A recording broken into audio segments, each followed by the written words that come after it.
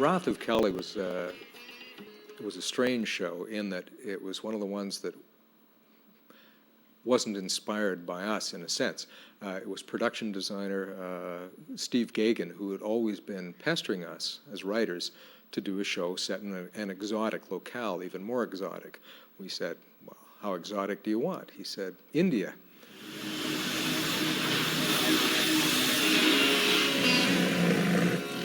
We thought, it can't be done. Elephants, tigers, you know, exotic costumes. How can we possibly do India?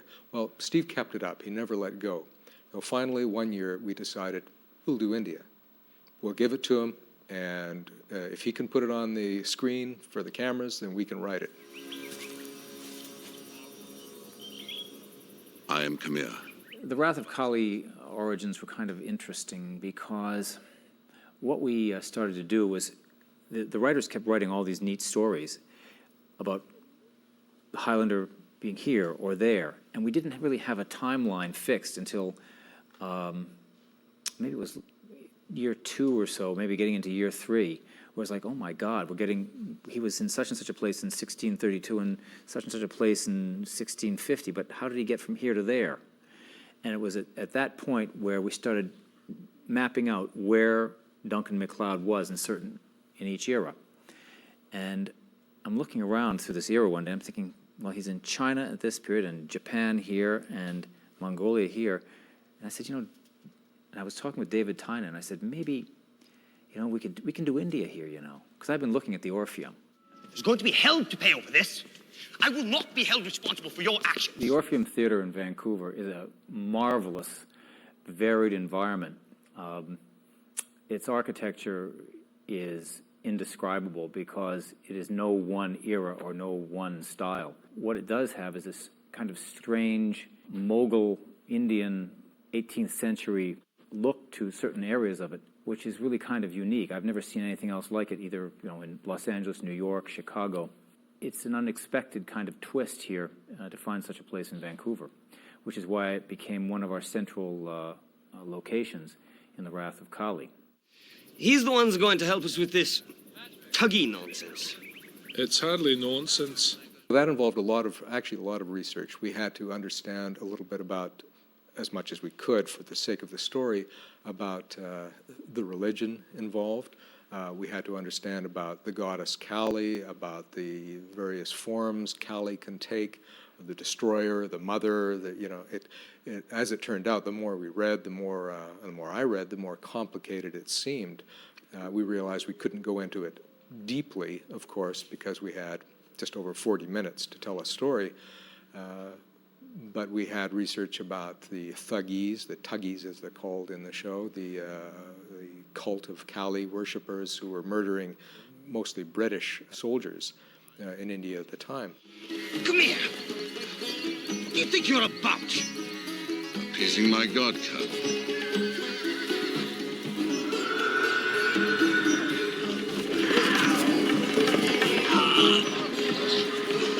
Fortunately, we also had a number of actresses, Canadian actresses, who were of Indian origin, and they confirmed that we were sort of on the right track as far as the historical research went.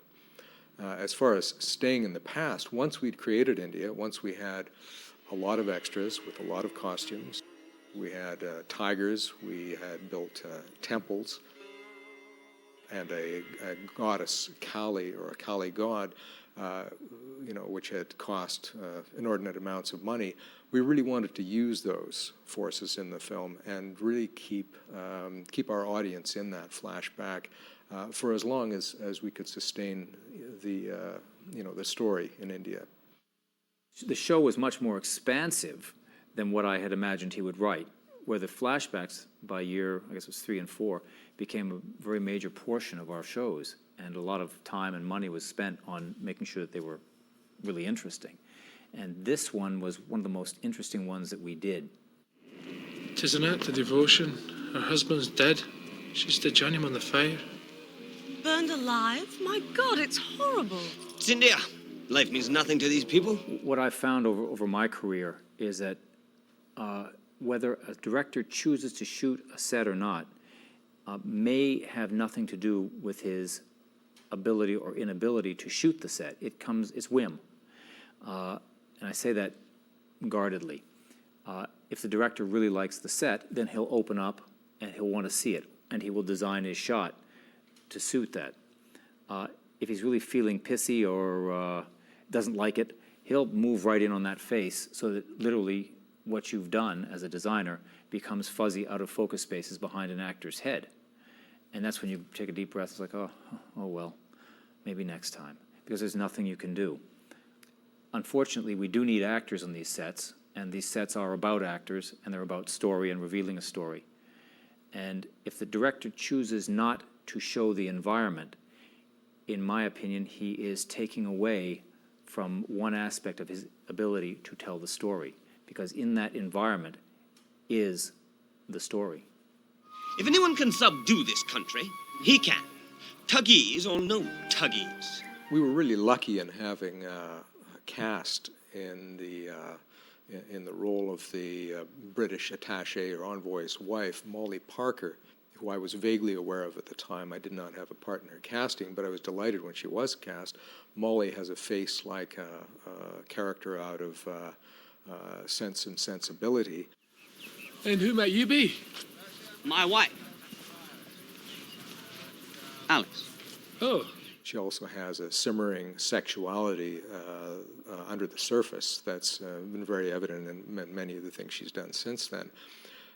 And the part was written very definitely to create her as a character who had a boring husband who had little or no sexual appeal. My glands do not require stimulation. Really? She was a young, frustrated young lady living in India without any sensual or sexual outlet, so it seemed, until MacLeod came along. You do ride well, Mr. MacLeod. So in the picnic scene, which placed Molly Parker, Adrian, and Molly's husband, the stiff British guy, out in the Indian outback, it was definitely intended that there would be a simmering sexuality that Molly would give off and that MacLeod would respond to in some way. I think none of us were quite prepared for the amount of sort of sexual energy that came out of the scene. I seem to have a cramp in my leg. Would you mind terribly? There is a little part there where MacLeod slides his hand up her leg, and some of that's off camera, but you can see from Molly's expression that she's singularly close to reaching some state of nirvana under MacLeod's caresses, while her husband is a few feet away. Higher. Please. India's hardly a boring country. I wasn't referring to India. That was not scripted, but it was brought out brilliantly in the direction and by the actors.